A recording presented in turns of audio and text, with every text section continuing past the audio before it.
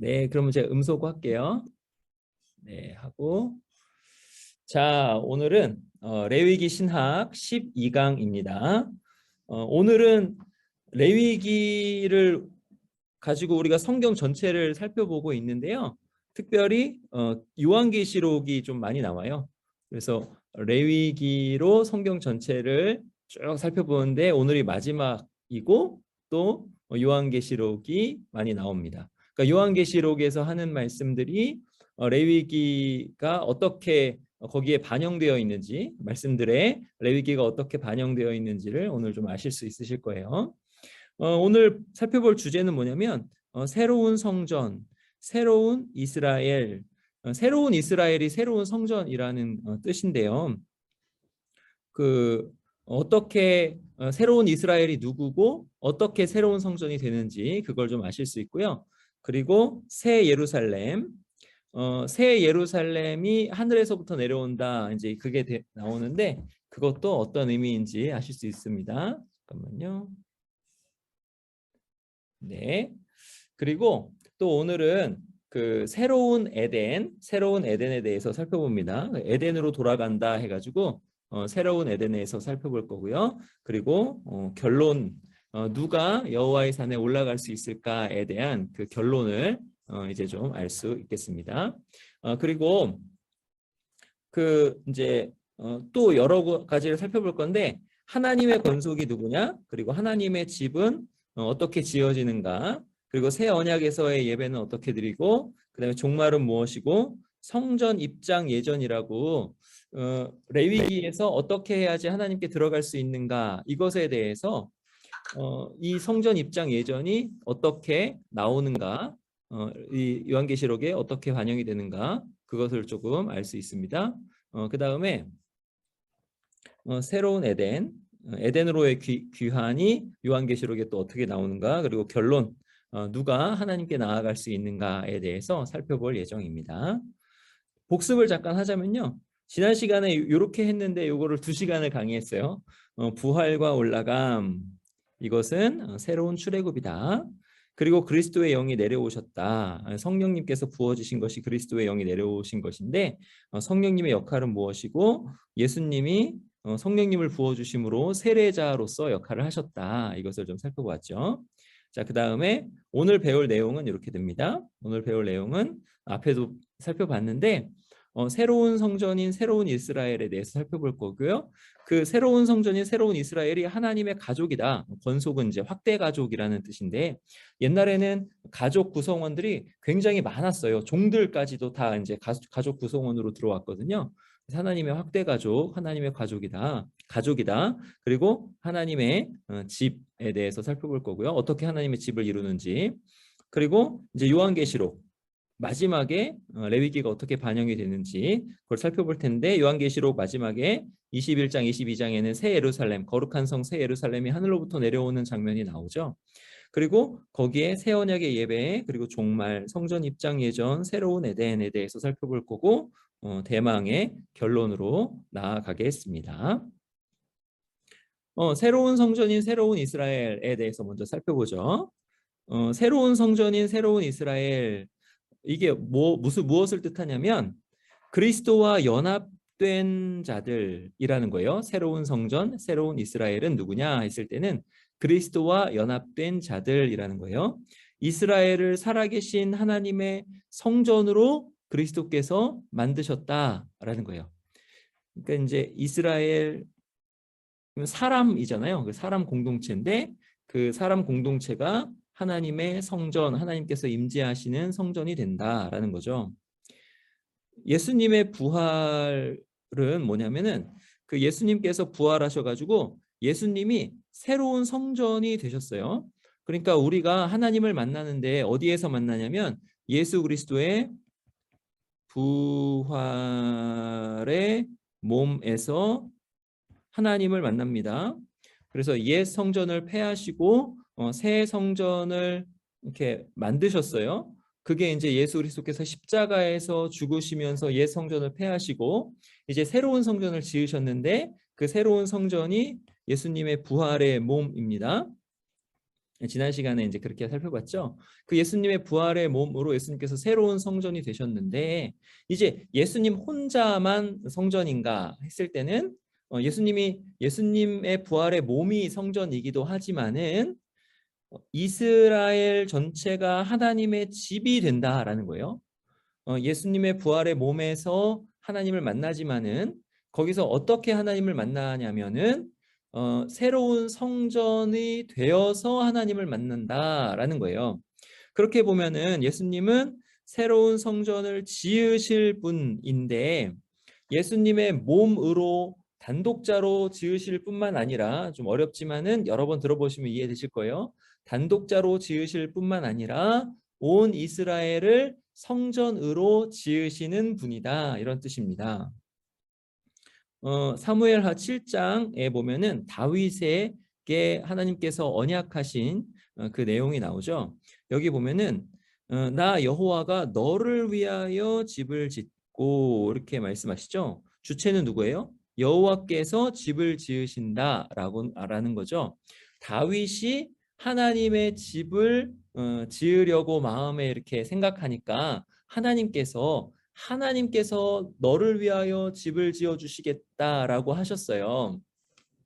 그러시면서 내 씨에 대해서 말씀하시죠. 내 씨. 근데 여기 내 씨는 누구냐면 나중에 오실 예수 그리스도를 뜻하죠. 가깝게는 솔로몬이지만 나중에 오실 예수 그리스도를 뜻하는 거예요. 내 씨를 내 뒤에 세우겠다 하셨죠. 근데 내 씨가 그는 내 이름을 위하여 집을 건축할 거다 이렇게 말씀하셨어요. 예수 그리스도께서 하나님의 이름을 위하여 집을 건축할 것이다. 그러시면서 내 집과 내 나라가 영원히 보존될 것이다.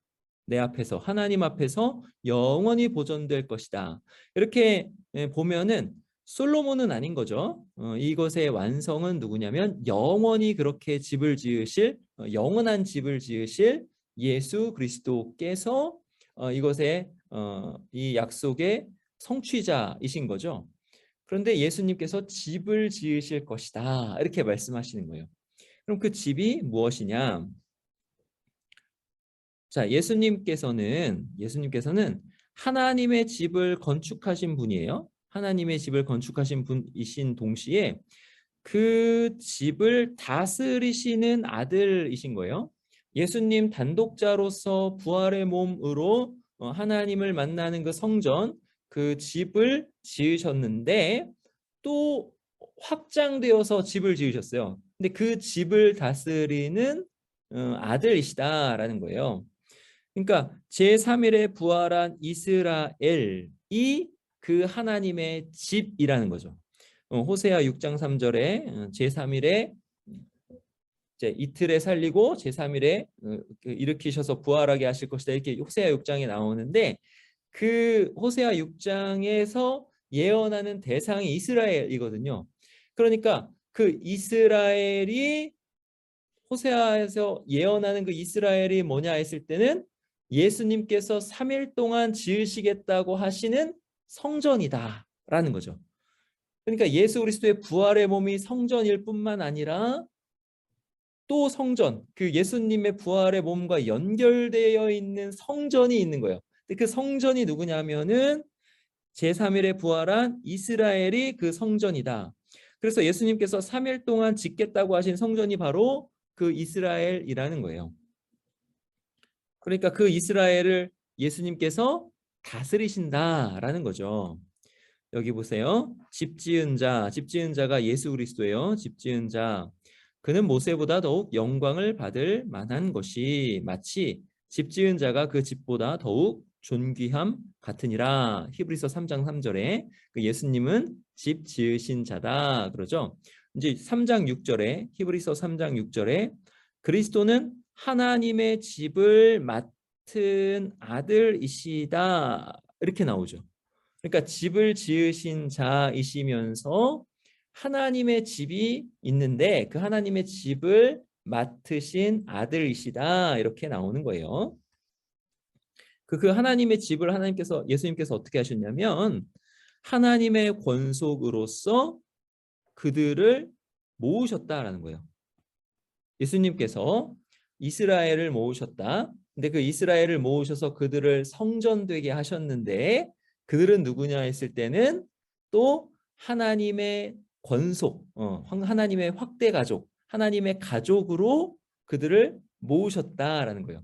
그러니까 이렇게 보면은 교회는 하나님의 집이다 이렇게도 되는 거죠.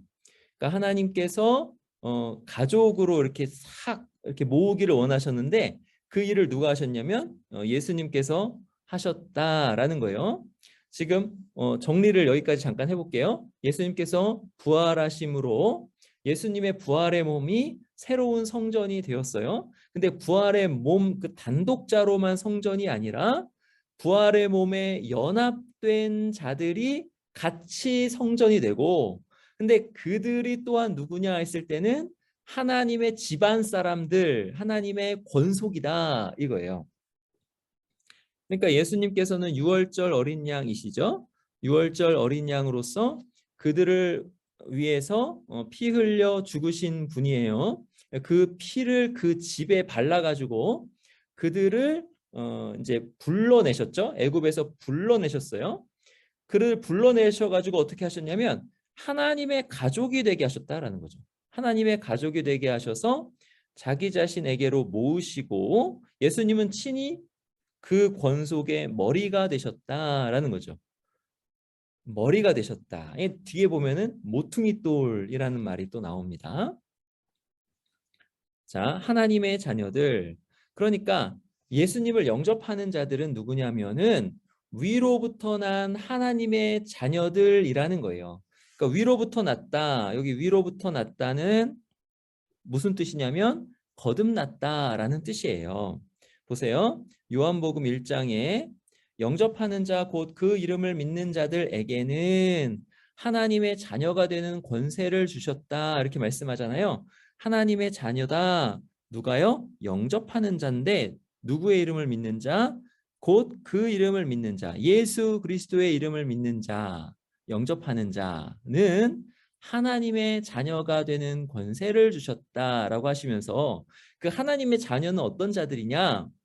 혈통으로나 육정으로나 난 자들이 아니에요. 그러니까는 사람의 뜻으로 난 자들이 아니다 이거죠. 혈통으로 난 것도 아니고 누구누구 아들 뭐 그다음에 뭐 육체로 난 것도 아니고 그다음에 사람의 뜻으로 난 것도 아니고 이렇게 하면서 하나님의 자녀는 오직 이렇게 난 것이 아니다 하면서 오직 그러나 누구에게서 났다? 하나님께로부터 난 자들이다라고 말씀하는 거죠. 그러니까 그들이 하나님께로부터 났다라는 거예요. 그러니까 요한복음 3장에는 이렇게 말씀하죠. 예수께서 대답하여 이르시되 진실로 진실로 내게 이르노니 사람이 거듭나지 아니하면 하나님 나라를 볼 수 없느니라 라고 말씀하시는데 여기 거듭나다라는 말이 위로부터 나다라는 말입니다. 그러니까 하나님의 자녀들은 누구냐? 위로부터 난 자들인데 그들은 어떻게 하나님의 자녀들로 모이게 되느냐 했을 때는 예수님을 영접하여 믿어 모이게 된다라는 거예요. 그러면 누가 그들을 모으느냐 했을 때는 예수님께서 그들을 모으신다 이렇게 되는 거예요. 친히 십자가에 달려 죽으심으로 유월절 어린 양이 되셔서 그들을 모으신다 이렇게 되는 거죠. 자, 유월절 어린 양도 가정에 모이게 해서 거기 문설주와 좌우 임방에 바르잖아요. 그렇게 하셔가지고 그 집 안에다가 모으셔가지고 그들을 또 식사를 하게 하시고 뭐 이런 가족으로 모으심이죠. 유월절 어린 양이 가족으로 모으는 거예요. 그러니까 예수님께서 하나님의 자녀들을 모으신 거예요. 그리고 이제 흩어진 자녀들을 모아서 어떻게 하시냐면 하나가 되게 하셨다라는 거예요.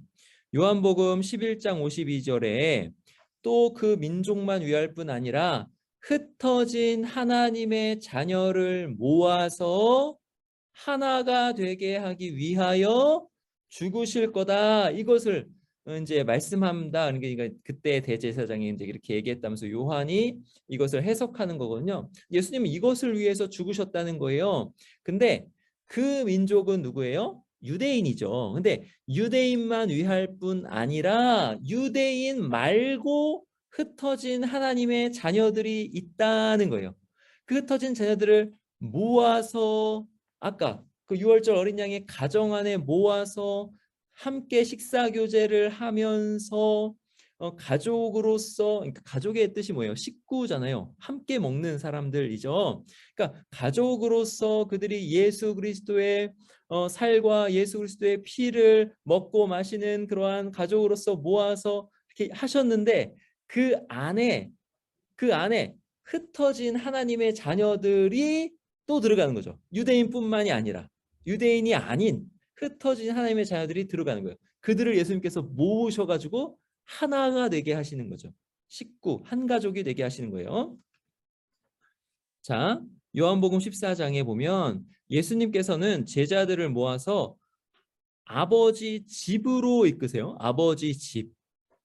아까 6월절에서도 집안으로 쫙 이끄시는 것처럼 제자들을 모아서 아버지 집으로 쫙 이끄세요. 흩어진 하나님의 자녀들을 쫙 모으셔서 거기에 심으시려고 이끄신 거예요. 그것에 대한 증거들이 여러 가지 있는데 요한복음 14장에 예수님의 그 마지막 강론이라고 그래요. 14장부터 쭉 나오는 예수님의 마지막 강론, 십자가 지시기 전에 제자들에게 이렇게 쭉 또 복음을 또 강론하셨는데 가르치셨는데 예수님의 마지막 강론을 시작하시기 전에 14장에 이걸 시작하시기 전에 제자들의 발을 씻어주셨다라는 거죠. 그럼 이 제자들의 발을 씻어주신 게 어떤 의미냐 했을 때는 그들을 아버지 집으로 쫙 모으는 어떤 이미지인 거죠. 쫙 모아가지고 아버지 집에 들어가려다 보니까 발이 깨끗해야 되는 거잖아요. 옛날에 풍습에서 이렇게 집안에 초대될 때 그들의 발을 씻어주는 풍습이 있었는데 집안에 아버지 집으로 이렇게 쭉 모아 들이시면서 현관에서 손님을 맞이하면서 발을 씻어주시는 그러한 모습으로 나온다라는 거죠. 흩어진 자녀들을 모으시는 그러한 이미지다라는 거예요. 그리고 14장 2절에 아버지 집이라고 나오는데요. 이 아버지 집 헬라어가 오이키아예요. 오이키아. 그리고 2장 20절에는 오이코스 이렇게 되는데요. 이거는 조금 달라요. 오이키아고요. 이거는 오이코스 이렇게 되는데요. 이 오이키아와 오이코스는 좀 달라요.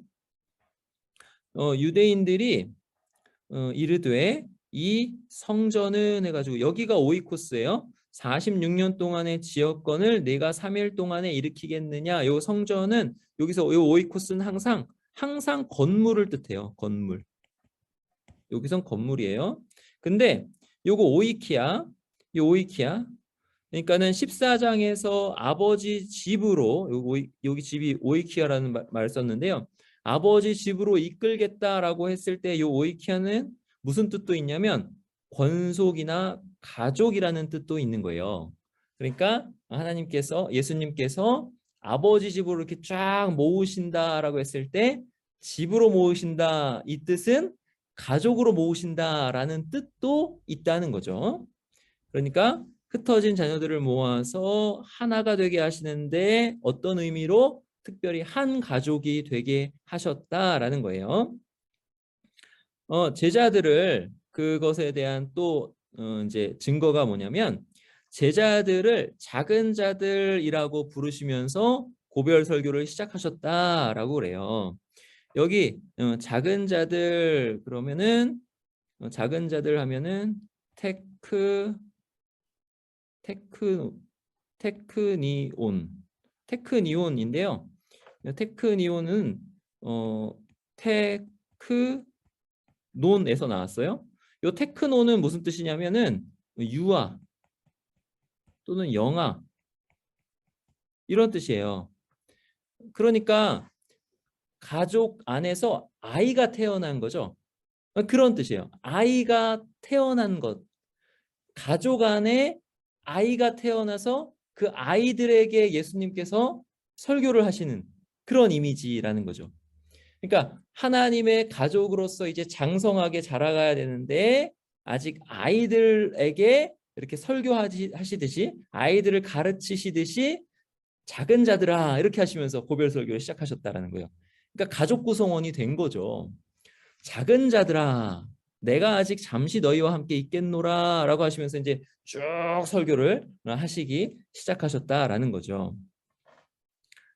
그 집 아들이 그러니까 이제 하나님의 집 아들이 제자들을 자유롭게 할 거예요.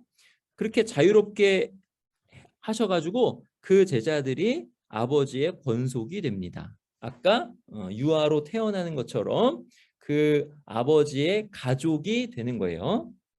그래서 예수님의 죽으심에 의해서 하나님의 새로운 권속이 탄생했다. 이렇게 탄생했다. 마치 아이가 태어나듯이 하나님의 새로운 권속이 났다라는 거죠.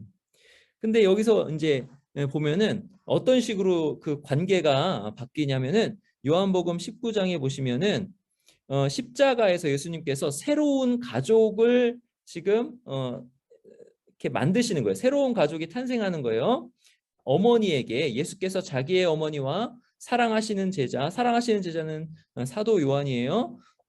사랑하시는 제자가 곁에 서 있는 것을 보시고 자기 어머니에게 말씀하시되 여자여 보소서 아들이니이다라고 하죠. 아들 관계로 맺어주시는 거죠. 또 그 제자에게 이르시되 보라 내 어머니라 하신데 그때부터 그 제자가 자기 집에 모시니라. 예수 그리스도를 믿으니까 예수 그리스도 안에서 새로운 가족이 탄생하는 거예요. 그리고 이제 새로운 가족이 탄생한 게 이렇게 나오죠. 내 형제들, 예수님께서 제자들을 내 형제들, 가족. 그 다음에 예수님의 아버지를 너희 아버지 이렇게 되는 거죠. 그러니까 제자들은 이제 하나님의 집을 내 아버지 집이라고 부를 수 있는 거죠. 흩어진 이스라엘을 모아서 하나님의 자녀들, 하나님의 가족이 되게 하셨다라는 의미가 지금 계속 나오는 거예요. 요한복음 20장에 예수께서 이르시되 나를 붙들지 말라 내가 아직 아버지께로 올라가지 아니하였노라. 이게 쭉 확실하게 올라가셔야지 이게 딱 들어와야 되죠. 이건 앞에서 계속 설명드렸어요. 근데 여기서 이제 중요한 거는 너는 내 형제들에게 가서 이르되 제자들을 내 형제들이라 하시는 거죠. 내가 내 아버지 예수님의 아버지죠. 근데 예수님의 아버지는 누구예요? 곧 너희 아버지니까 우리 아버지 이렇게 되는 거죠. 내 하나님 예수님의 하나님이에요. 근데 너희 하나님 우리 하나님께로 올라간다 하라 이렇게 전해라라고 하시는 거예요. 근데 여기서 예수님의 제자들이 형제들이 되고 그로 인해서 하나님 아버지는 내 아버지가 되는 거죠. 예수님의 아버지만이 아니라 내 아버지가 되는 겁니다. 예수님께서 가족을 만드시는 거예요. 그리고 이제 가족을 만드시는데 그 가족이 하나님의 집이 된다. 하나님께서 거하시는 하나님의 집이다라는 거죠. 그러니까 하나님께서 거하신다라는 거는 하나님의 성전이다라는 거예요. 그러니까 우리가 새로운 이스라엘이 하나님의 성전이 된다라는 거예요. 여기 고린도전서 3장 16절에 보면 너희가 하나님의 성전인 것과 하나님의 성령이 너희 안에 계시는 것을 알지 못하느냐 말씀하시는데 여기서 특별히 너희라고 하죠. 하나님의 성전은 너희라고 하는데요. 너희가 복수잖아요. 그러니까 이거는 개별 신자가 아니라 교회를 가리키는 말이에요. 그러니까 교회가 새로운 이스라엘이 흩어진 이스라엘이었다가 모여서 예수님께서 모으셔서 모인 이 새로운 이스라엘 이 교회가 하나님의 성전이다. 하나님의 성령께서 거하시는 전이다. 이렇게 되는 거죠. 그런데 특별히 교회만이 아니라 우리 개별 신자도 성전인데 그 바로 이어 나오는 17절에 고린도전서 3장 17절에 누구든지 하나님의 성전을 더럽히면 하나님이 그 사람을 멸하시리라. 하나님의 성전은 거룩하니 너희도 그러하니라 해가지고 개별자가 하나님의 성전을 더럽힐 수 있다라고 해서 우리 각각도 하나님께서 거하시는 성전이다 이렇게 된 거예요. 교회가 하나님의 성전이고 우리 각각도 하나님의 성전이고 성령께서 우리 안에 거하시니까 우리가 하나님의 성전이다 이렇게 되는 거예요. 자, 그러면 그 성전의 건축자가 있을 거잖아요. 그 성전의 건축자. 근데 이제 옛날에 하나님께서 사용하신 건축자가 출애굽기에 나오죠. 옛날에 하나님께서 성막을 지으실 때 출애굽기 31장에 그 건축자 누구누구 이렇게 나오죠. 여기 보니까 브살렐 나오죠. 근데 브살렐에게 하나님께서 특별히 하신 말씀이 하나님의 영을 그에게 충만하게 하여 지혜를 주셨다 이렇게 나오죠. 그리고 또 오홀리압을 세웠어요. 하나님께서 선택하셨는데 하나님께서 그와 함께 하게 하여 이제 보시면 지혜로운 마음이 있는 이렇게 되죠. 또 내가 지혜를 주어 이렇게 되죠. 그러니까 하나님의 성전을 건축하는 그 사람들은 특징이 뭐냐? 지혜로워야 된다 이렇게 되죠. 지혜로워야 된다. 고린도서 3장 10절.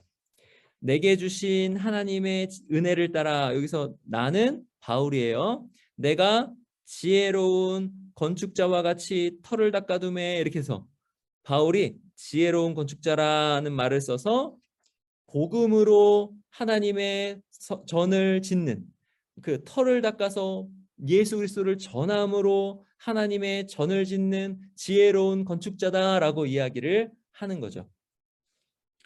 지금 이게 레위기에서부터 출애굽기 이렇게 쭉 레위기에 담겨 있는 그 모든 이렇게 사상이 어떻게 신약으로 쭉 이렇게 이어지고 우리가 어떻게 해서 하나님의 성전이 되는가를 조금씩 이렇게 더 확실하고 그 뭐라 그럴까 그 구약의 그림으로서 더 잘 이렇게 이해할 수 있기를 바랍니다. 자, 내가 그들 가운데 두루 행하여 나는 그들의 하나님이 되고 이 레위기 26장의 말씀이잖아요. 내가 내 성막을 너희 중에 세우리니 내 마음이 너희를 싫어하지 아니할 것이며 나는 너희 중에 행하여 너희의 하나님이 되고 너희는 내 백성이 될 것이니라. 이것이 레위기에서는 완전히 이루어지지 않았다라고 했잖아요. 이게 제한이 돼 있고 대제사장만 들어갈 수 있었고 그것도 속죄의 피를 가지고 1년에 한 번 대속죄일에만 들어갈 수 있었는데 그게 이제 확장이 되어야 된다라고 했잖아요. 확장이 되었어요. 어떻게 해요? 고린도후서 6장에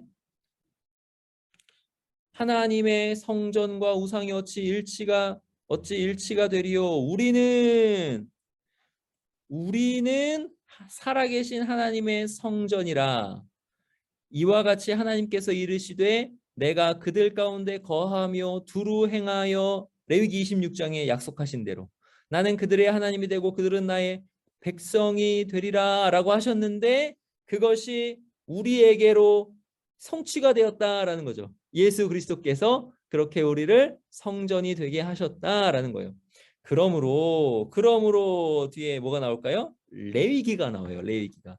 너희는 그들 중에서 나와서 따로 있고 왜 따로 있어야 돼요? 거룩하니까. 자, 레위기 다시 생각해 보세요. 거룩한 것과 속된 것을 구분해야 되죠. 구별해야 돼요. 왜요? 부정한 것과 거룩한 것이 만나면 안 되니까. 그러니까 우리는 이미 거룩해진 하나님의 백성이니까 바로 나오죠. 부정한 것을 만지지 말라. 이렇게 나오죠. 내가 너희를 영접하여 부정한 것을 만지지 말라. 레위기가 딱 나오는 거예요. 여러분 이게 제의적인 성결을 의미한다라고 이제 고린도 후서 신약 말씀을 보면서도 레위기가 이렇게 딱딱 생각이 나셔야 되는 거예요. 자, 너희에게 아버지가 되시겠다라고 하셨어요. 아버지가 되시겠다. 너희는 내게 자녀가 될 것이다라고 하셨는데 사무엘하 7장에 약속하신 그 약속이 이루어진 거예요. 나는 그에게 아버지가 되고 그는 내게 아들이 되리니 이렇게 하셨는데 이것이 확대돼서 이루어졌어요. 어떻게 이루어졌나 볼까요? 고린도후서 6장 18절에 보면은 너희에게 아버지가 되고 너희는 내게 자녀가 되리라. 전능하신 주의 말씀이니라 하셨느니라. 자, 보세요. 여기는 그에게잖아요. 근데 여기는 너희에게, 그가 너희가 되었고요. 그 다음에 아들이 된다라고 했는데 여기는 자녀, 아들들과 딸들이 된다라는 거예요. 그가 너희가 되고 아들이 아들들과 딸들이 되는 거죠. 확대되는 거예요. 하나님의 확대 가족, 예수 그리스도께서 불러 모으신 하나님의 가족이 되는 거죠. 보세요.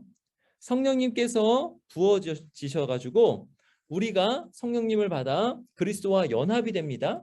그리스도와 연합이 되어서 이제 다윗 자손에게 주어진 약속에 참여할 수 있게 하셔서 우리가 하나님의 아들들, 딸들이 되는 거예요. 하나님의 가족이 된 것입니다. 우리는 하나님의 가족이에요. 교회는 하나님의 가족이고 하나님의 집이라는 거죠.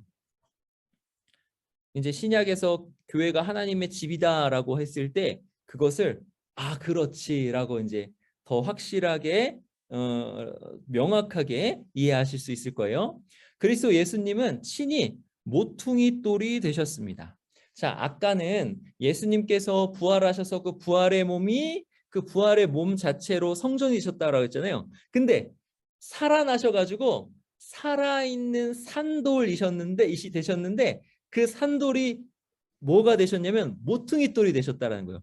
모퉁이 돌이 딱 있다면은 돌과 돌이 이렇게 이어져 가지고 뭔가 이렇게 이루어지고 만들어지는 이미지잖아요. 모퉁이 돌.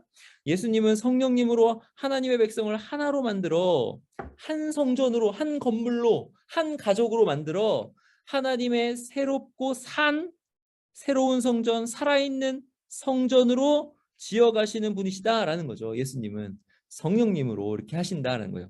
에베소서 2장에 보시면 너희는 사도들과 선지자들의 터 위에 세우심을 입은 자라. 터 위에 세우심을 입은 자라. 건물 이미지, 건물. 그리스도 예수께서 친히 모퉁이 돌이 되셨느니라. 예수님이 모퉁이 돌이 되셔가지고 예수님 안에서 건물마다 서로 이게 중요해요. 연결하여 주 안에서 성전이 되어가고 건물과 건물이 모퉁이 돌로 이렇게 이쪽이 연결되고 저쪽이 연결되는 것처럼 다 연결돼서, 그러니까 신자 각 개개인이 그 성전으로 이렇게 연결이 되는데 어떻게 되면 나와 다른 사람이 예수 그리스도로 연결이 되고 예수 그리스도로 연결이 되고 이렇게 되는 거예요. 예수 그리스도로 연결이 돼가지고 하나님의 성전, 이렇게 하나님의 집을 쫙 이루는 거죠. 너희도 성령 안에서 하나님이 거하실 처소. 하나님이 거하실 처소 하면 딱 성막 이렇게 나오죠. 하나님이 거하신다. 샤칸 이렇게 나오죠. 하나님이 거하실 처소가 되기 위하여 그리스도 예수 안에서 함께 지어져 가느니라 이렇게 되죠. 연결돼 가지고 하나님의 전으로 쫙 지어져 가는 이미지. 예수 그리스도의 부활의 몸이 성전이고 또 예수님이 모퉁이 돌이 되셔서 성전을 지으시는데 우리가 그 안에 성전의 산돌들이다 이렇게 되는 거예요. 산성전이다 이렇게 되는 거예요. 예수님은 성령님으로 하나님의 백성을 하나로 만드셔가지고 하나님의 새롭고 산 성전으로 지어가시는데 예수 그리스도는 거기에서 중심이시라는 거죠. 중심. 모퉁이 돌이다. 중심. 모든 이들을 연결하시는 분. 그리고 건축자다. 건축하시는 분. 아까 바울이 지혜로운 건축자다 그러면 누구로서? 예수 그리스도의 종으로서 그걸 한 거고요. 건축하시는 분은 누구예요? 예수 그리스도라는 거죠. 그리고 모퉁이 돌로서 그 건물마다 서로 연결을 하시는 분, 그 예수님이신 거예요. 그럼 그렇게 하실 때 성령님은 누구시냐 했을 때는 연합의 수단이라는 거죠. 성령님으로 우리가 그리스도의 영으로 예수님과 한 영이 되게 하시는 거죠. 연합되게 하시는 거예요. 그리스도의 피를 적용해 가지고 믿는 자들의 몸과 영혼을 그리스도와 하나가 되게 하시는 거예요. 그리스도의 피가 우리에게 이렇게 적용이 되면 예수 그리스도의 피가 발라지면 우리가 정결하게 되죠. 또 정결하게 되고 예수 그리스도와 하나가 되는 거예요. 그래서 믿는 자들의 몸과 영혼이 그리스도와 하나가 되어서 그리스도와 연결이 되는 거예요. 연합된다. 그리스도와 연결이 된다. 그것을 누가 하시는가? 성령님께서 하시는 거죠. 그리스도의 피를 나에게 적용시키시는 분이 성령님이다. 지난 시간에 많이 말씀드렸어요. 교회가 이제 탄생한 거예요. 교회는 어떤 곳이냐? 그리스도의 사역과 성령의 사역의 결과죠, 결과. 그 결과물인데 그리스도께서 그리고 성령께서 일을 쫙 하시는데 무엇을 위해 일하시냐면 교회를 만드시기 위해 일하셨다는 거예요. 우리 이 교회를 만드시기 일하셨고 그 결과물이고 그 교회는 꽂히면서 열매라는 거죠. 그러니까 꽃이다 그러면은 굉장히 이렇게 아름답게 활짝 핀 사람들이 보면서 감탄할 만한 그런 거잖아요. 그런 꽃이면서 그리고 꽃이 지면은 이제 열매가 나오죠. 다른 사람들을 유익하게 하는 그런 열매. 그게 바로 교회다라는 거죠. 누구누구의 사역으로? 그리스도와 성령님의 사역으로. 목적은 무엇이냐면 하나님께 나아가는 거죠. 우리가 교회가 되어서 하나님께서 임재하시면서 우리가 하나님께 나아가서 하나님과 함께 거하면서 충만한 복과 은혜와 하나님의 선하심을 누리는 것, 이게 목적이고 그렇게 함으로써 하나님께 영광을 돌린다라는 거죠. 여러분, 하나님께 영광 돌리는 게 뭘까요? 우리가 어떻게 하여 하나님의 일을 하오리까 묻는 자들에게 예수님께서 뭐 하셨어요? 하나님이 보내신 자를 믿는 것이 하나님의 일이다. 하나님께 영광 돌리는 건요, 예수님을 잘 믿는 거예요. 여러분, 예수님을 잘 믿으시고 예수님을 모든 면에서 의지하시고 그렇게 사시는 것이 하나님께 영광 돌리는 거예요. 그렇게 해서 하나님으로부터 충만한 복을 받고 하나님께 나아가고 친밀한 교제를 누리게 하시기 위해서 예수님께서는 중심이시요 건축자요 모퉁이 돌로서 우리를 새롭고 산 성전으로 지어가셨다라는 거죠. 이게 돌 본문들에 나와요. 발음이 잘 안 되네요. 본문들, 돌을 이렇게 돌이 나오는 걸 성경 구절들이 있거든요. 건축자가 버린 돌이 이렇게 나오는데요. 이사야 28장 16절. 그러므로 주 여호와께서 이같이 이르시되 보라 내가 한 돌을, 이게 돌이 나오는 성경 구절을 나올 때 좀 아리송하셨죠? 그 아리송한 게 조금 거치면서 조금 아실 수 있을 거예요. 내가 한 돌을 시온에 두어 기초를 삼았노니 곧 시험한 돌이요 귀하고 견고한 기초돌이라. 시험한 돌에서 예수 그리스도께서 당하신 고난이 좀 생각나셔야 돼요. 그리고 귀하고 견고한 기초돌이라. 그것을 믿는 이는 믿음이 들어가죠. 다급하게 되지 아니하리라. 나중에 보면 이걸 뭐라고 번역하냐면 수치를 당하지 아니하리라, 이렇게 이제 그렇게 해가지고 인용하거든요. 신약에서 이 돌 본문이에요. 자, 그다음에 시편 118편도 유명한 돌 본문인데 건축자가 버린 돌이 집 모퉁이의 머릿돌이 되었나니 이렇게 나오죠. 자, 그리고 이사야 8장에 보면 그가 성소가 되시리라. 이 말씀이 또 이해되셔야 돼요. 그가 성소가 되시리라. 그러나 이스라엘 두 집에는 걸림돌과 걸려 넘어지는 반석이 되실 것이며. 왜 그렇죠? 이스라엘 두 집이 안 믿으니까. 예루살렘 주민에는 함정과 올무가 되시리니. 왜 그렇죠? 이들이 예수 그리스도를 못 박아 십자가에 못 박아 죽였으니까, 안 믿었으니까. 많은 사람들이 그로 말미암아 걸려 넘어질 것이며 부러질 것이며 덫에 걸려 잡힐 것이라. 이 말씀이 또 이해가 되셔야 되는 거죠. 자, 보시면은 이게 베드로가 이렇게 이 돌 본문을 이렇게 해석을 합니다. 베드로전서 2장에 사람에게는 버림받았으나, 이거는 종교 당국자들을 뜻해요. 사람에게는 버림받았으나, 근데 종교 당국자들만 아니라 확대돼 가지고 예수 그리스도를 영접하지 않고 버리는 자들을 다 뜻하는 거예요. 하나님께는 택하심을 입은 보배로운 산돌이시다. 누가요? 예수께서. 그 예수께 나아가 너희도 산돌같이, 그러니까 산돌이 되어야 되는데 우리도 왜요? 신령한 집으로 세워져야 된다는 거죠. 신령한 집은 영적인 집이에요. 하나님의 집인데 영적인 집이에요. 그러니까 이 죽은 돌이 아니라 산돌이에요. 산돌. 산제사, 이런 의미도 이제 같이 생각해 보세요. 산돌같이 신령한 집으로 세워지고 예수 그리스도로 말미암아 하나님이 기쁘게 받으실 신령한 제사를 드릴 거룩한 제사장이 될지니라. 이게 다 레위기에 지금 다 나온 거잖아요. 영적인 제사를 드릴 거룩한 제사장이 될지니라. 돌이고 제사장이고 이렇게 되죠. 성경에 기록되었을 때 보라 내가 택한 보배로운 모퉁이 돌을 시온에 두노니 그를 믿는 자는 부끄러움을 당하지 아니하리라 하였으니 이거 나오죠. 어디예요? 이사야 28장에 나온 걸 그대로 인용한 거죠. 하였으니 내가 택한 보배로운 모퉁이 돌 이렇게 나오죠. 그러므로 믿는 너희에게는 보배이나 믿는 너희에게는 보배이나 믿지 아니하는 자에게는 건축자들이 버린 그 돌이 모퉁이의 머릿돌이 되고 모퉁이의 머릿돌이 되는데 또한 부딪히는 돌과 걸려 넘어지게 하는 바위가 되었다 하였느니라. 이제 아시겠죠? 믿지 않는 자들에게는 그들이 말씀을 순종하지 아니함으로 넘어지나니 이는 그들을 이렇게 정하신 것이라. 어디에서 정했어요? 어디에서? 여기 이사야 8장에서 그들에게 정하신 것이라. 그대로 그들이 행하여 예수 그리스도를 십자가에 못 박았고 지금도 수많은 자들이 그렇게 행하고 있느니라. 믿지 않고 이렇게 되는 거죠. 근데 믿는 우리에게는 어떻게 돼요? 믿는 우리에게는 보배다. 건축자들이 버린 그 돌이 모퉁이의 머릿돌이 되었으니 보배다. 이렇게 되는 거죠.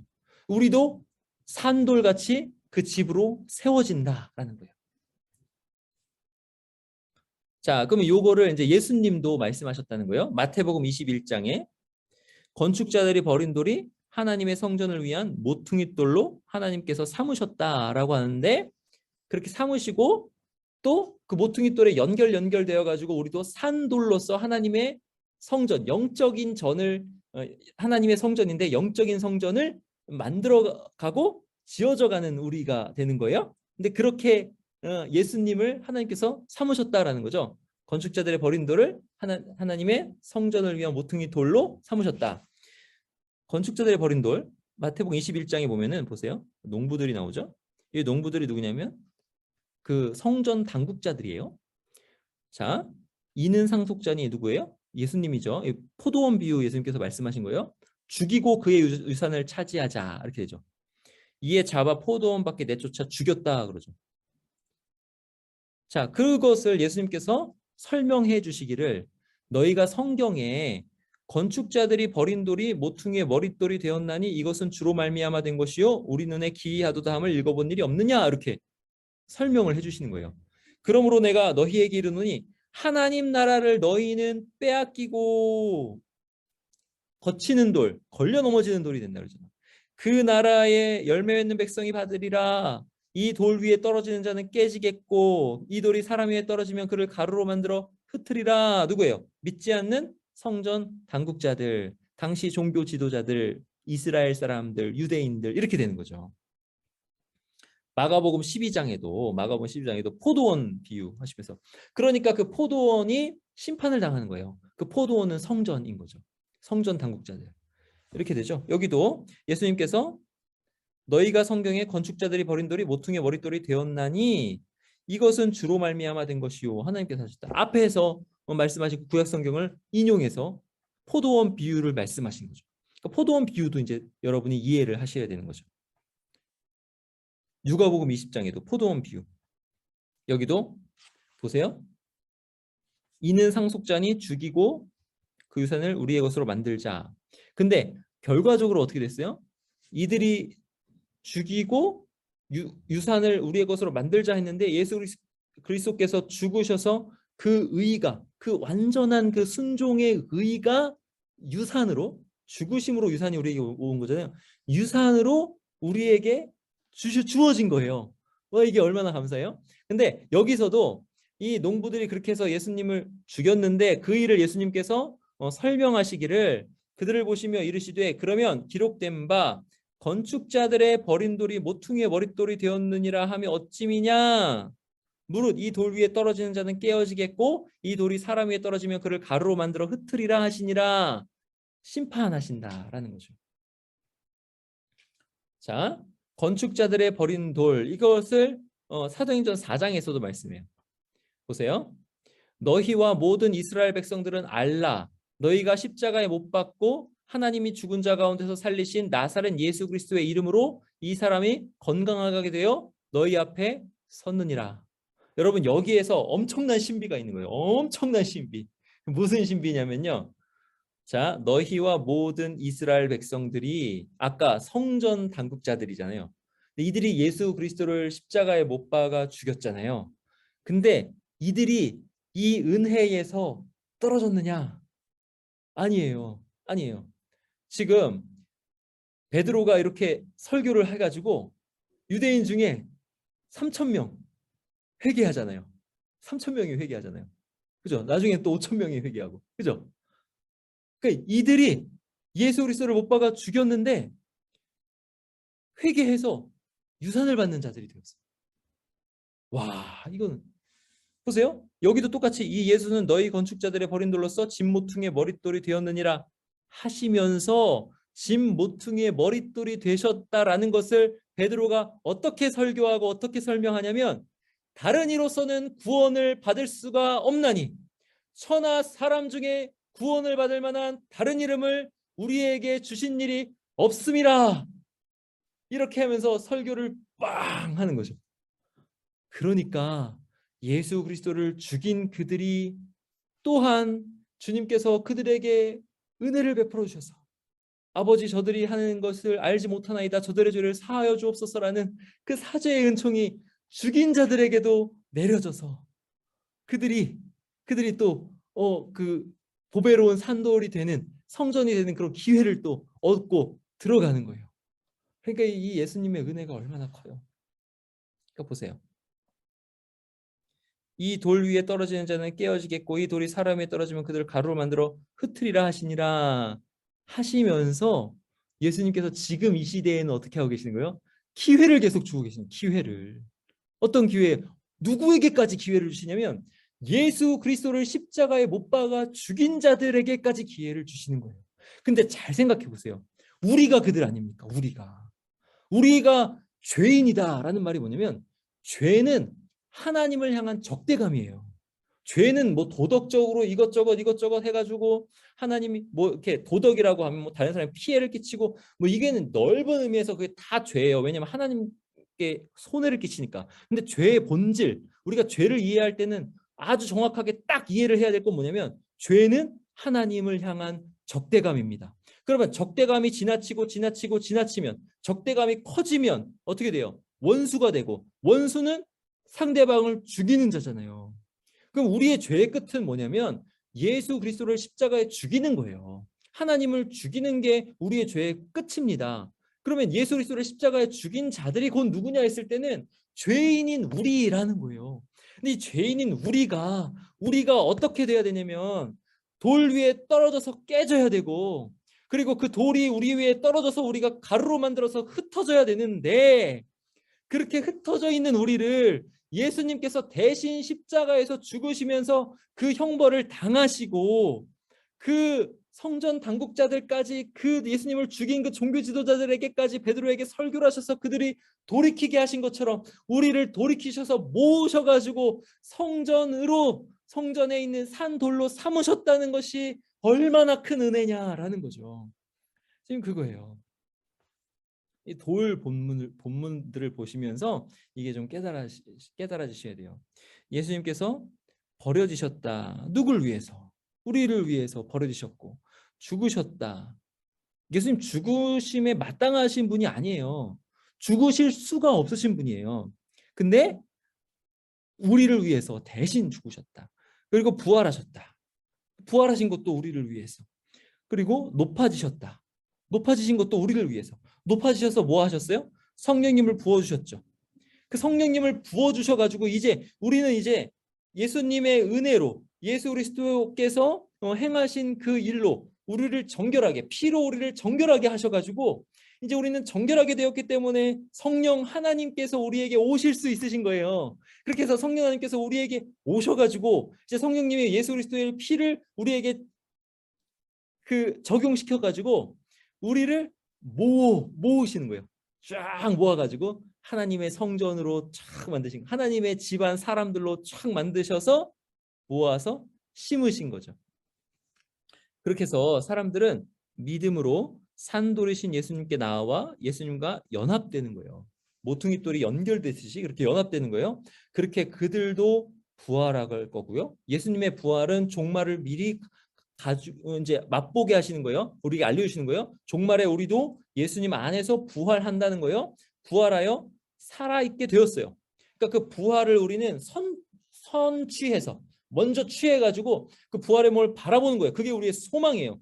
그 부활의 몸을 바라보면서 우리를 어떻게 생각해야 되냐면 나는 부활의 몸으로 살아있다라는 거예요. 그럼 그렇게 영원히 죽지 아니하리니 그걸 믿고 살아있다라는 거예요. 그렇게 살아있는 산 돌들이 우리가 되었다라는 거예요. 그렇게 돼가지고 우리는 한 성령님으로 우리 모두가 함께 하나님의 처소를 형성하는 거죠. 살아있는 예배를 드리면서 하나님께서 우리 안에 거하시면서 하나님의 처소를 형성하는 거죠. 레위기 26장에서 하나님께서 그들 중에 행하여, 그러니까는 예배 때 우리가 모여서 하나님께 예배를 드린다는 것이 얼마나 영광스러운 일인가 하는 거죠.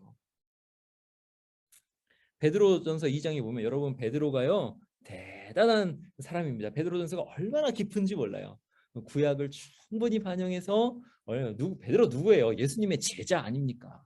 베드로 너무 띄엄띄엄 보거나 다혈질로만 보거나 그러지 마세요. 굉장한 분입니다. 우리 베드로전서 2장에 베드로가 구약 성경을 쫙 이해해가지고 예수님 안에서 구약 성경이 어떻게 성취되었는가를 쫙 써놨어요.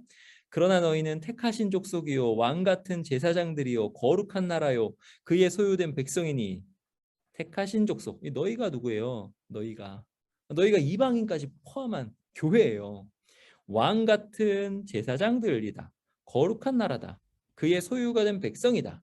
이는 너희를 어두운 데서 불러내어 출애굽, 어두운 데서 불러내어 그의 기이한 빛에 들어가게 하시는 이 기이한 빛, 등잔 때의 빛도 생각이 나셔야 되죠. 하나님의 얼굴빛, 거기에 들어가게 하시는 이의 그 아름다운 덕을 선포하게 하려 하심이라. 그걸 누리는 사람은 선포할 수밖에 없어요. 그러면서 호세아서를 가져오는 거예요. 호세아서의 그 사랑의 하나님의 그 말씀. 너희가 전에는 백성이 아니더니 이제는 하나님의 백성이요. 진짜잖아요. 이방인들이 하나님의 택하신 그 백성이 아니었는데, 로암미였는데 이제는 하나님의 백성이요 암미. 전에는 긍휼을 얻지 못하더니 로루아마였더니 이제는 긍휼을 얻은 자니라 루하마가 되었다. 와, 호세아도 여기다가 인용하고 위에는 출애굽기 19장을 인용한 거예요.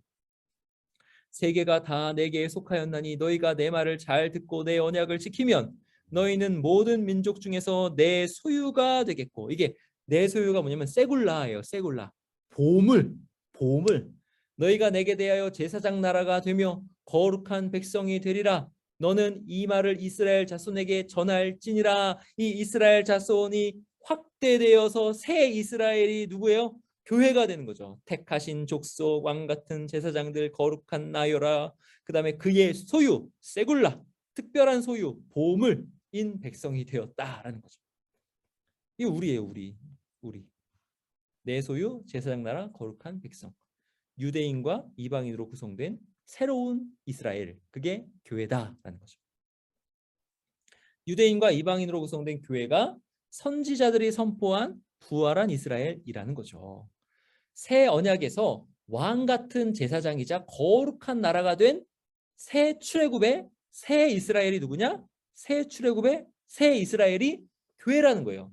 그들이 바로 하나님의 특별한 소유다. 세굴라라는 거예요. 암세굴라라는 특별한 소유된 백성이라는 뜻이에요. 특별한 소유다. 우리가 그러한 사람들이다라는 거죠.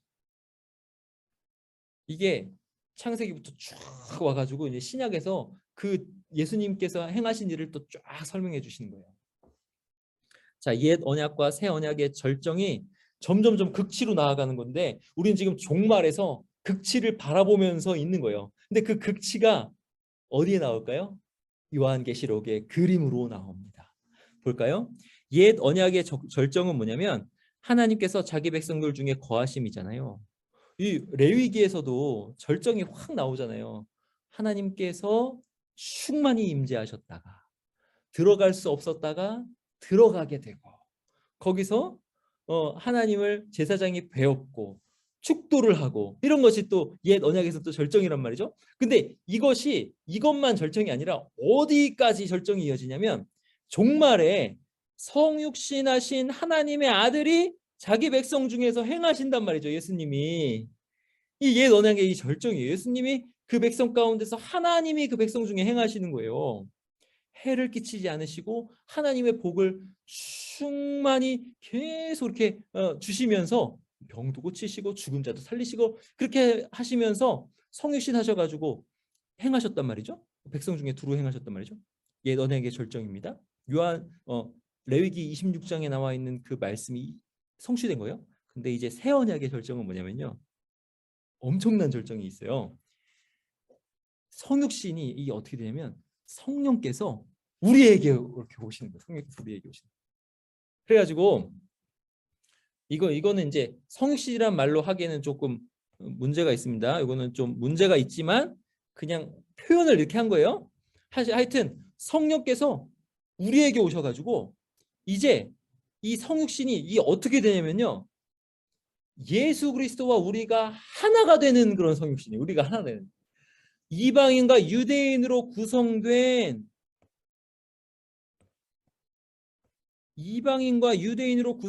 교회 안에 터이자 반석이자 머릿돌로 예수님이 거기 계시는 거예요.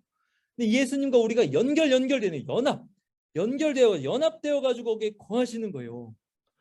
그러니까 이게 이제 왜 내재하는 성육신이라는 말을 썼냐면 옛 언약의 절정에서는 백성 중에 나와 예수님이 이제 몸으로 계셨으니까 예수님이 연결이 되지 않고 나는 나고 예수님은 예수님이고 제자들의 입장에서는 그렇게 다니셨다면 이제는 그리스도의 영, 예수의 영, 성령님으로 인해서 예수님께서 우리 안에서 계시는 거예요.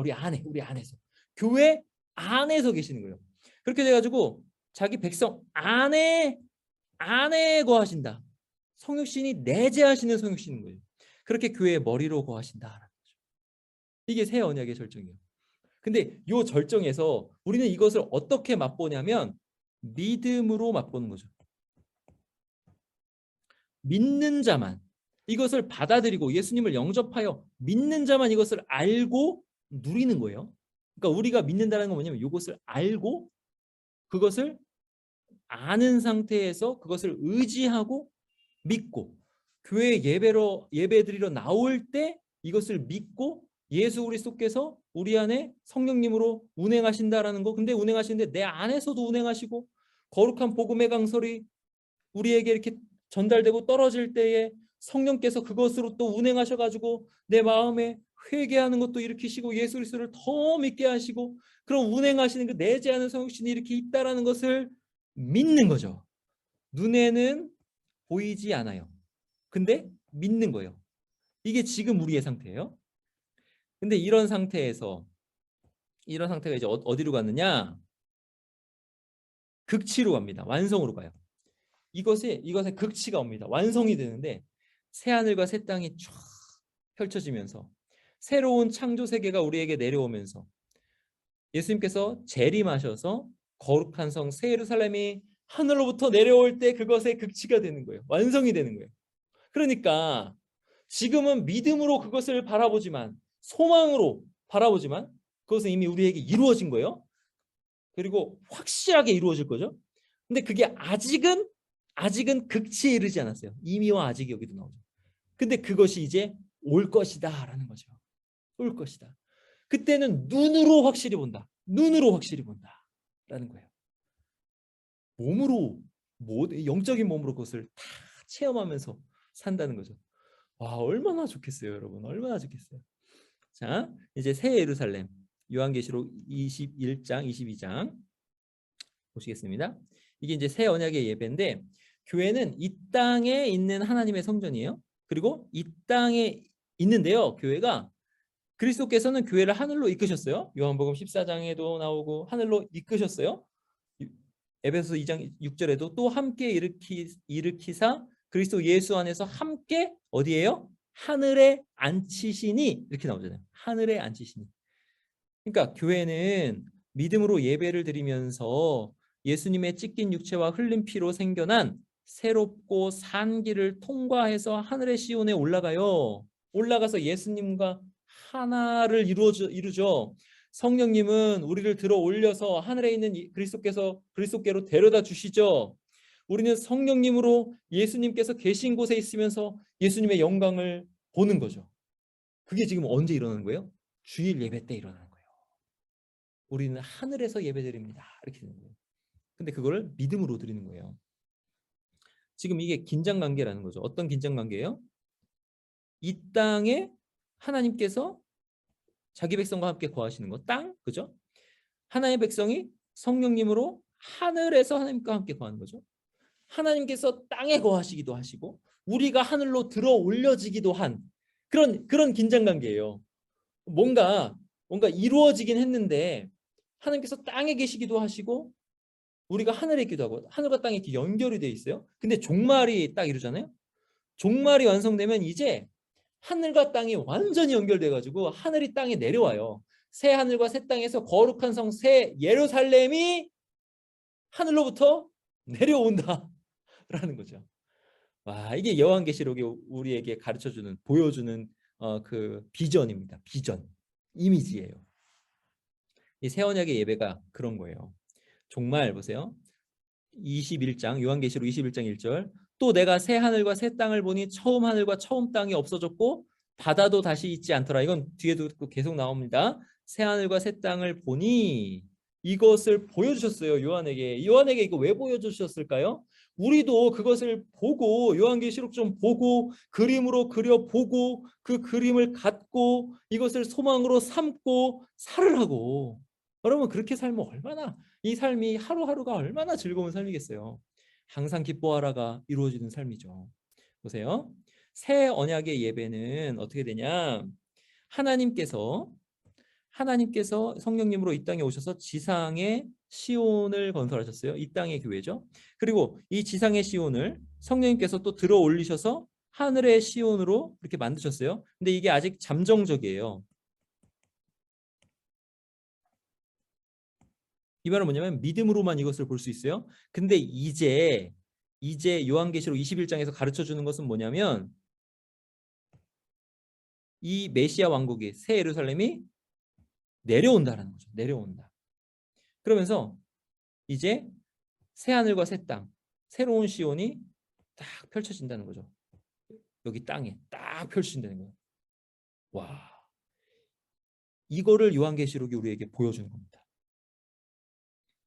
그러니까 옛 언약에서 새 언약으로 완전히 이행되는 거죠. 옛 피조 세계에서 새 창조의 세계가 요한계시록의 극치로 쫙 보여주는 거예요. 그 우리는 지금 그 세계를 선취해서 지금 여기서 그걸 사는 거예요. 믿음으로. 그러니까 천국이 우리가 간다라고 표현하는데요. 그건 이제 올 세계를 그렇게 표현하는 거예요. 근데 원칙은 뭐냐면 맞는 건 뭐냐면 우리가 여기서부터 천국을 사는 거예요. 이미 이루어진 천국을 여기서 사는 거예요. 여기가 바로 이미 이루어진 천국을 사는 거예요. 그걸 사는 사람이 거룩한 성 새 예루살렘이 내려오는 것을 경험하는 거예요. 그것을 소망하고 사니까. 자, 출애굽의 이건 또 출애굽의 완성입니다. 이 이미지는 출애굽의 완성이에요. 바다를 통과해서 하나님께로 향하는 새로운 이스라엘, 바다를 통과해서 하나님께서 거하시는 시온산으로 가는 그 옛 이스라엘, 그 출애굽이 완성이 되는데 요한계시록 15장에 보시면 이렇게 나오죠. 또 내가 보니 불이 섞인 유리바다 같은 것이 있고 짐승과 그의 우상과 그의 이름의 수를 이기고 벗어난 자들이 유리바다 가에 서서 출애굽의 바닷가에 서서 하나님의 높고 영화로우심을 찬양하잖아요. 그죠? 그 이미지가 여기 보세요. 바닷가에 서서 하나님의 검은 고를 가지고 그 출애굽의 이미지 출애굽기 15장 하나님의 종 모세의 노래를 여기 보면 어린 양의 노래를 부른다. 6월절 이미지 주 하나님 곧 전능하신 이시여 하시는 일이 크고 놀라우시도다. 만군의 왕이여 주의 길이 의롭고 참되시도다. 출애굽기 15장의 그 시가 출애굽기 15장의 그 노래가 지금 울려 퍼지는 거예요. 주여 누가 주의 이름을 두려워하지 아니하며 영화롭게 하지 아니하오리까. 여호와를 찬양하리. 그는 높고 영화로우시며 말과 그 탄자를 바다에 엎으셨다라고 한 그 출애굽기의 그 말씀이 여기에 이제 새롭게 울려 퍼지는 거죠. 새로운 출애굽으로 우리가 다 그 이스라엘이 돼요. 주의 의로우신 일이 나타났음에 만국이 와서 주께 경배하리이다 하더라라는 거예요. 와, 여러분, 이 유리바다를 벗어난 자들 보세요. 근데 나중에 보면 바다는 더 이상 존재하지 않아요. 요한계시록 20장 13절에 바다가 그 가운데서 죽은 자들을 내주고 또 사망과 음부도 그 가운데서 죽은 자들을 내주매. 바다는 사망과 음부의 세력을 뜻해요. 사망과 음부, 이렇게 다시 평행으로 나오죠. 내주매 각 사람이 자기 행위대로 심판을 받고, 이렇게 나오죠.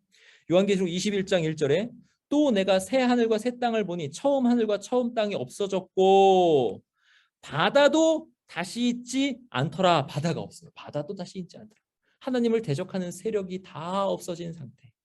사망과 음부가 불못에 던져진 상태. 그 상태를 우리에게 보여주시는 거예요. 새로운 이스라엘은 누구냐? 하나님으로부터 난 자죠. 요한계시록 21장 2절에 요한복음에도 나오는 게 요한계시록에 또 나오는데 또 내가 봄에 거룩한 성 새 예루살렘이 하나님께로부터 하늘에서 내려온다. 요한복음에서 하나님의 자녀를 하나님으로부터 난 자들, 또 3장에서는 거듭난 자들, 위로부터 난 자들, 그리고 거룩한 성 새 예루살렘은 하나님께로부터 내려온다. 그 준비한 것이 신부가 남편을 위해 단장한 것 같더라. 하나님께로부터 내려오는, 하늘에서 내려오는 새 예루살렘인 거죠. 자, 하나님과의 친밀한 교제와 연합이 있습니다. 내가 들으니 보좌에서 큰 음성이 나서 이르되 보라, 하나님의 장막이 사람들과 함께 있음에. 하나님의 장막, 스케네예요. 스케네. 이게 쉐키나랑 바로 비슷하죠. 거하신다. 샤칸, 성막, 하나님께서 거하신다. 하나님께서 거하시는 곳이 사람들과 함께 있음에. 하나님이 그들과 함께 계시리니. 스케노이 같은 어원이에요. 스케노이, 스케노세이, 거하실 것이다. 세이 하면은 미래요. 스케노세이, 거하실 것이다. 그들은 하나님의 백성이 되고 하나님은 친히 그들과 함께 계셔서, 이렇게 되는 거죠. 하나님과의 친밀한 교제와 연합이 그 거룩한 성 새 예루살렘에서 있을 거예요. 레위기 26장에 레위기 26장 12절에 나는 너희 중에 행하여 너희의 하나님이 되고 너희는 내 백성이 될 것이라 하면서 내가 너희 중에 거할 것이다 라고 했던 거, 그다음에 내가 너희 중에 행할 것이다 라고 했던 것이 이루어지는 거죠. 그리고 여기 보시면은 얼마나 친밀한 교제냐, 얼마나 친밀한 교제냐면 새 영을 너희 속에 두고, 속에, 우리 속에 새 마음을 너에게 주되 너희 육신에서 굳은 마음을 제거하고, 굳은 마음, 돌 같은 마음, 부드러운 마음, 살 같은 마음을 줄 것이며. 살은 인격이에요. 인격. 돌은 율법 조문, 이런 거예요. 그러니까 우리 속에 거하셔서 속에 영으로서 이렇게 교제하는 그 친밀함이, 하나님께 나아가는 자는 그러니까 뭐죠? 영과 진리로 예배한다. 영과 진리. 이게 하나님께 나아가는 자는 히브리서고, 영과 진리로 예배한다는 요한복음인데, 그러니까 영과 진리로 예배하는, 영으로 예배하는 그 친밀한 교제인데 우리의 속 안에서 그 친밀함이 속으로 들어온 거죠. 또 내 영을 너희 속에 두어 너희로 내 율례를 행하게 하리니. 속에서 감동하셔서 그 감동으로 행하게 하는 거예요. 이거는 굳은 마음 뭐예요? 바깥에 있는 거, 그 바깥에 있는 것을 벌받기 싫어서 행하는 거라면, 이제는 속에서 감동이 돼서 사랑해서 행하는 것, 이렇게 돼서 너희가 내 규례를 지켜 행할지니라 라고 하면서 규례를 지켜 행하면 어떻게 돼요? 하나님을 더 깊이 또 알게 되고, 이러한 친밀한 교제가 이루어진다라는 거예요. 새로운 이스라엘, 이제 백성들이죠. 백성들. 예전 이스라엘과 다른 점이 뭐예요? 이 백성들은 뭐냐면 그들은 하나님의 백성이 되고, 이거 백성이 되고는 백성들이란 뜻이에요. 백성들. 여기 라오이에서 people하고 s 붙었죠. peoples, 백성들. 그러니까 출애굽의 완성은 뭐냐면 열방이 포함되는 거예요. 옛날 출애굽은 이스라엘만이잖아요. 근데 그게 보여주는 거는 뭐냐면 그것의 완성은, 그것이 의미하는 바, 그것의 성취는 뭐냐 했을 때는 온 열방이 거기 포함된다라는 거죠. 열방은 뭐냐? 바벨탑으로부터 유배되어 있었던 그 흩어진 열방이 함께 그렇게 출애굽해서 완성된다라는 거죠. 새로운 이스라엘, 그 백성들, 새로운 땅에서 하나님과 함께 거하는 삶에 이방인이 참여합니다. 이것은 하나님의 계획 안에 있고 성경은 이 목표로 유유히 나아갑니다. 여기 요한복음 12장에 헬라인 몇이 예수님께 예배하러 왔는데 예수님께서 예수님께 헬라인들이 뵙고자 한다. 그러니까 헬라인들이 예수님 만나려고 했어요. 그때 예수님께서 뭐라고 그랬어요? 인자가 영광을 얻을 때가 왔도다. 이방인들이 예수님 만나려고 하는 거를 예수님이 영광을 얻을 때가 왔도다라고 연결을 시키는데 영광을 얻을 때는 뭐예요? 하늘의 밀이 땅에 떨어져 죽지 아니하면 죽을 그때 십자가랑 연결을 하신다는 거죠. 예수님께서 십자가에서 행하신 일이 뭐예요? 목적과 목적으로 바라보는 게 뭐예요? 온 열방이 예수님께로 돌아오는 거예요. 그게 여러분 시편 22편에도 나와요. 시편 22편 그 뒤편에 모든 민족이 다 주님께 나와서 예배할 것을 바라보시거든요. 예수님이. 엘리 라마 사박다니에 나오는 그 시편이에요. 자, 새로운 이스라엘 열방이 하나님의 상속자가 된다. 다윗 언약이 열방에게 성취된다. 이기는 자 내 아들이 되리라. 이게 열방에게 성취된다라는 거죠. 자, 새 예루살렘. 이제 하나님의 백성은 어린 양의 신부이자 새 예루살렘입니다. 이 새 예루살렘이 하나님께로부터 하늘에서 내려오죠. 하나님께로부터 하늘에서 내려와요. 이 새 예루살렘에 대해서 살펴볼 건데, 근데 이 새 예루살렘에 담겨 있는 레위기는 무엇인가 하는 거죠. 이 새 예루살렘에 담겨 있는 레위기. 자, 보세요. 새 예루살렘은 정육면체예요. 근데 지성소도 정육면체입니다. 여기 보세요. 네모 반듯하여 길이 너비가 같아요. 그게 12,000 스타디온이에요. 그리고 너비와 높이가 같아요. 그러니까 정육면체. 길이, 너비, 높이가 같아요. 그죠? 12,000 스타디온은 뭐냐면 이거는 상징수예요. 12에다가 어떤 구성을 완전하게 하는 건 12예요. 여기에다가 아주 많은 수, 1000을 곱한 거예요. 그래서 12,000이에요. 스타디온은 뭐냐면 스타디온은 할 때 대충 이거는 스테이디움 해가지고 스테이디움 길이를 생각하시면 돼요. 그러니까 되게 넓은 거예요. 몇십 킬로 정도 되는 거예요. 근데 이런 12,000개의 스테디움이 들어가는 그 길이, 그 너비, 그 높이 이렇게 정육면체라고요. 근데 하여튼 여기서 중요한 건 뭐냐면 정육면체, 이것의 크기를 생각하시면은 하나님의 백성들이 얼마나 셀 수 없는 그 수많은 무리인가를 또 생각하시는 거고, 정육면체에서 우리는 지성소구나. 지성소. 성막은 10규빗이고 정육면체로, 성전은 20규빗이에요. 정육면체로. 저기 왕상 열왕기상 6장 20절에 이렇게 나와요. 정육면체에서 새 예루살렘은 지성소구나. 그리고 이 지성소가 여호와께 성결이 예루살렘 성 전체에 확장돼요. 그러니까 거룩한 성 새 예루살렘은 지성소구나. 그리고 대제사장의 이마에만 새겨져 있던 여호와께 성결이 스가랴 14장에 어떻게 나오냐면 말방울에게까지 여호와께 성결이라 기록될 것이라 하면서 보세요. 예루살렘과 유다의 모든 소치 만군의 여호와의 성물이 될 것인즉, 그 예루살렘의 모든 소치 다 성물이 되는 거예요. 그 거룩함이 확장이 돼요. 그러니까 예루살렘 성 전체가 지성소가 되는 거죠. 그러니까 여기서 레위기가 여기 들어가 있는 거예요. 자, 그러면 이 지성소의 본질은 뭐냐 했을 때는 하나님의 임재잖아요. 근데 보세요. 그 성읍의 이름을 여호와 샴마라 하랴. 여호와 샴마. 뭐요? 여호와께서 거기 계신다. 빛이 쓸데없다라고 나오죠. 요한계시록에. 여호와께서 거기 계시니까. 그리고 여기서 또 중요한 건 뭐냐면 레위기가 요한계시록에 나와 있는데 성전 입장 예전으로 나와 있는 거예요. 누가 성전에 입장할 수 있겠는가? 지극히 거룩한 성도인 새 예루살렘에 누가 들어갈 수 있겠는가라는 거죠. 그럼 입장은 누가요? 입장?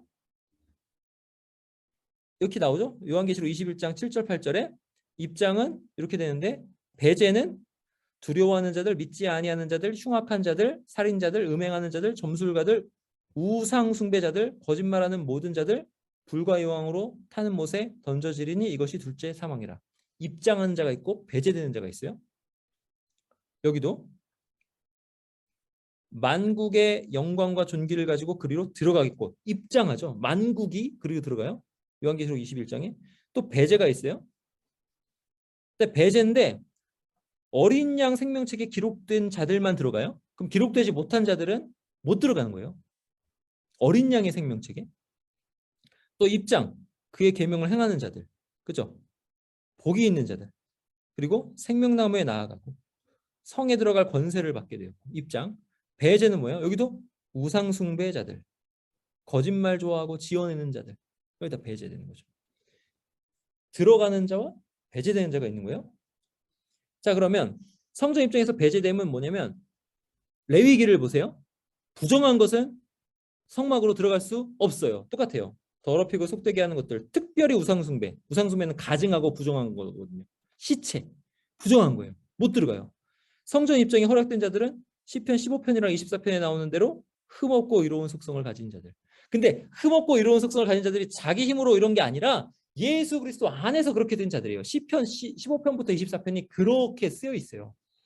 시간이 남으면 제가 나중에 이것도 어떻게 또 설명을 할 수 있을까 모르겠는데, 이거는 시편 설교에 그때 한번 한 것 같긴 한데, 하여튼 그래요. 시편도 그렇게 되어 있어요.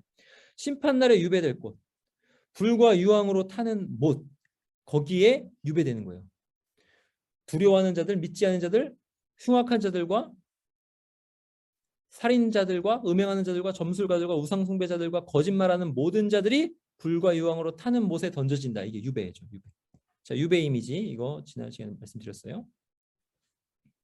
자, 이 지극히 거룩한 성도, 거룩한 성인 새 예루살렘에 들어가는데, 지금 누가 불못에 던져지는가가 중요하죠. 누가 불못에 던져져요? 생명책에 기록되지 못한 자죠. 근데 보세요. 사망과 음부도 불못에 던져지죠. 사망도 죽는 거예요. 음부도 죽는 거예요. 불못에 던져지는데 누가 그렇게 던져지냐면 생명책에 기록되지 못한 자가 불못에 던져져요. 근데 어떤 생명책이냐? 어린 양의 생명책이라는 거죠. 어린 양의 생명책. 자, 이게 레위기에서 생명과 사망을 구별했잖아요. 삶과 죽음을 구별하고 거룩한 것과 속된 것은 또 정결한 것과 부정한 것을 구별했잖아요. 그 구별이 여기서 일어나는 거예요. 그리고 어린 양의 생명책이다라는 건 뭐예요? 어린 양께서 피 흘려 죽으셔서 그 피로 기록한 생명책인 거죠. 어린 양의 생명책. 레위기가, 출애굽기가 여기 들어가 있는 거예요. 자, 하나님의 어린 양이 피 흘리신 유월절 구속이 여기 들어가 있는 거죠.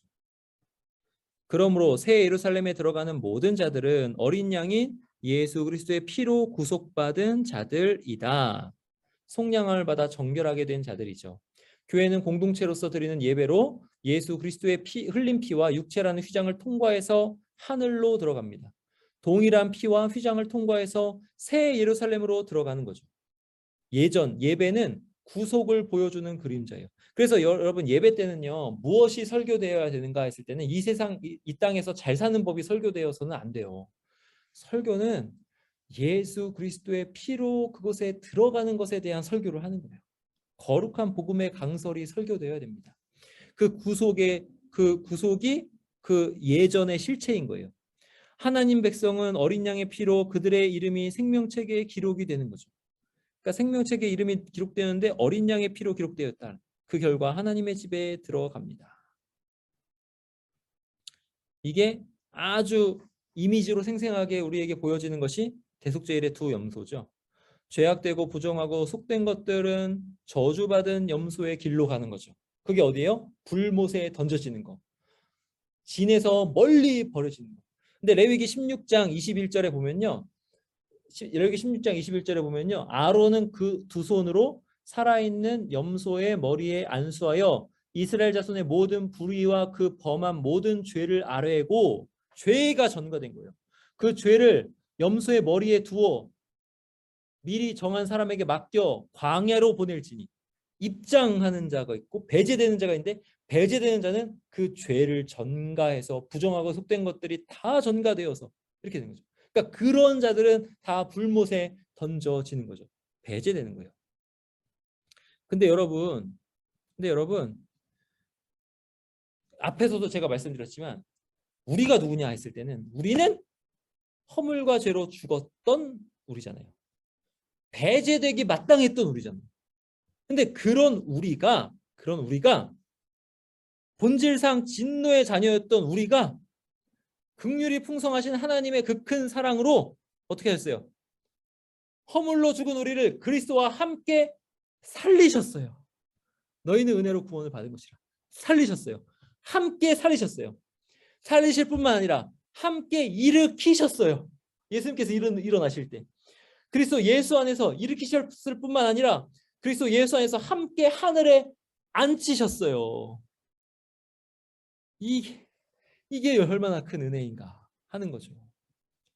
불못에 던져져야 되는 우리가 하나님의 그 긍휼의 풍성하신 사랑으로 예수 그리스도와 연합이 돼서 함께 살아나고 함께 일으켜졌고 함께 하늘에 앉혀졌습니다. 그 하나님의 백성이 성령님으로 믿게 되었습니다. 죽임당하신 장자 어린 양 예수 그리스도에 의해서 속량을 받았습니다. 그와 연합되어서 성자 안에서 성자와 함께 성자로 말미암아 지성소에 들어갔습니다. 그렇게 해서 하나님의 얼굴을 뵙습니다. 하나님으로부터 나오는 영원한 기쁨을 누립니다. 이 대속죄일이 이렇게 완성되는 거죠. 시편 23편 6절에 내가 여호와의 집에 영원히 살리로다가 지금 우리가 그것을 누리면서 살고 있는 것입니다. 근데 이것이 만국에게 이루어졌다는 거죠. 만국. 근데 성문을 닫지 않아요. 요한계시록 21장에 보면 만국의 영광과 존귀를 가지고 그리로 들어가요. 자, 성문이 열려 있다는 건 뭐냐면 만국이 끊임없이 들어간다는 거죠. 이 종말의 시대를 가리키는 거예요. 종말의 시대는 만국이 끊임없이 하나님께로 들어가는 겁니다. 아까 그 일, 허물과제로 죽었던 이들이 살아나는 일들이 지금도 일어나는 거예요. 밤이 없다라는 건 뭐예요? 그 성이 완전하다. 적대적인 것이 다 없어졌습니다. 예수 그리스도의 십자가로 사탄의 머리가 파해졌어요. 사탄은 지금 결박되어 있어요. 아주 종말에 예수님께서 재림하시기 직전에 잠깐 놓일 거지만 사탄은 지금 결박되어 있어요. 그러니까 예수님의 피로 모든 적대 상태가 사라졌기 때문에 교회가 복음을 전하면 전하는 족족 돌아오게 되어 있습니다. 열방은 성령님으로 그리스도 안에서 하나가 되어 하나님의 복된 빛 속으로 들어갑니다. 그 이미지가 지금 이렇게 되어 있는 거예요. 바벨탑 사건 이후에 흩어진 그 운동이 지금 예수 그리스도께서 십자가에 달려 죽으시고 부활하신 이후 그 종말에는 정반대의 운동이 일어나는 거예요. 어떤 운동? 새로운 시온으로 무리지어서 들어오는 열방의 행렬의 운동으로 지금 일어나고 있는 거예요. 이것을 위해서 복음 전도자들이 복음을 전하고 있고 선교사님들이 선교하시면서 복음을 전하고 있는 것입니다. 이 일이 지금 일어나고 있어요. 그러니까 시초의 유배 생활 창세기 1장에서 11장에 자꾸 동쪽으로 자꾸 이렇게 유배되잖아요. 그 유배 생활이 해결되는데 이제는 창세기 12장부터 하나님께서 해결하시면서 요한계시록 22장에 어떻게 해결되는가를 보여주시는 거예요. 근데 그것이 어떻게 해결되냐면 요한계시록 22장에 또 그가 수정같이 맑은 생명수의 강을 내게 보이니 생명수의 강, 에덴 이미지. 하나님과 및 어린 양의 보좌로부터 나와서 길 가운데로 흐르더라. 에덴, 강 좌우에 생명나무가 있어 에덴 동산 12가지 열매를 맺되 달마다 그 열매를 맺고 그 나무 잎사귀들은 만국을 치료하기 위하여 있더라. 생명나무에서 나오는 만국을 치료하는 그 열매 다시 저주가 없으며 하나님과 그 어린 양의 보좌가 그 가운데 있으리니 그의 종들이 그를 섬기며 이 운동 새로운 에덴이 지금 우리 앞에 있다라는 거죠. 그래서 뭐예요? 성막과 성전은 에덴을 표상한다고 그랬죠. 그 성전 입장 예전은 뭐냐 하면 에덴으로의 귀환을 뜻하는 거죠. 보세요. 요한계시록 21장에 이는 주 하나님 곧 전능하신 이와 및 어린 양이 그 성전이심이라. 그 에덴으로 우리가 들어가는 거죠. 그러니까 이제 새 땅에서는 예수님이 성전이십니다. 하나님이 인간의 성전이세요. 그러니까 성전이 존재하지 않는다라고 쓴 거죠. 그리고 인간이 하나님의 처소예요. 그러므로 인간이 하나님의 성전이니까 성전이 존재하지 않는다.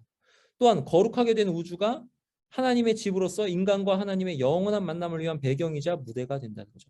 새하늘과 새 땅이 쫙 펼쳐져 가지고 여러분 그때 우주가 이렇게 쪼그라들지 않아요. 지금 우주가 엄청 광활하잖아요. 그때 우주도 광활해요. 그러면 그 우주가 전부 다 지금 우리가 밤하늘을 못 봐서 그런데 밤하늘에 그 수많은 별들이 있는 그 은하수가 있는 그 엄청나게 큰 그 모든 우주가 그 우주가 우리 인간과 하나님의 영원한 만남을 위한 배경이 되고 무대가 되는 거예요. 우리는 우주적 존재예요. 그러니까 그 성전이 존재하지 않는다라고 해요. 그 끝은 에덴에서 하나님과 함께하는 삶이라는 거죠. 하나님을 정기적으로 만나 하나님을 예배하는 거예요. 결론 뭐예요? 결론 보세요. 결론. 예수님의 중보와 제사장 직분. 이 직분은 어떻게 하셨는지, 이 직분은 예수님의 왕권을 받으신 왕이신 예수님, 그 목적은 뭐예요? 성전 건축이에요. 성전 건축. 그 목적은 성전 건축. 네. 이게 뭐냐면요. 예수님께서 중보하시고 제사장 직분을 하시려고 왕으로서 적들을 평정하시고, 그러니까 다윗이 적들을 평정하잖아요. 그 다음에 솔로몬이 성전을 짓잖아요. 그것처럼 적들을 평정하시는 이유는 뭐냐면 하나님과 함께 예배하는 곳으로 하나님의 백성들을 이끄시려고, 성전 건축. 하나님의 백성으로 하여금 하늘에 있는 성부의 임재 안으로 나아가게 하시기 위해서 왕권을 행하신 거죠. 그 제사장 직분을 행하시기 위해서.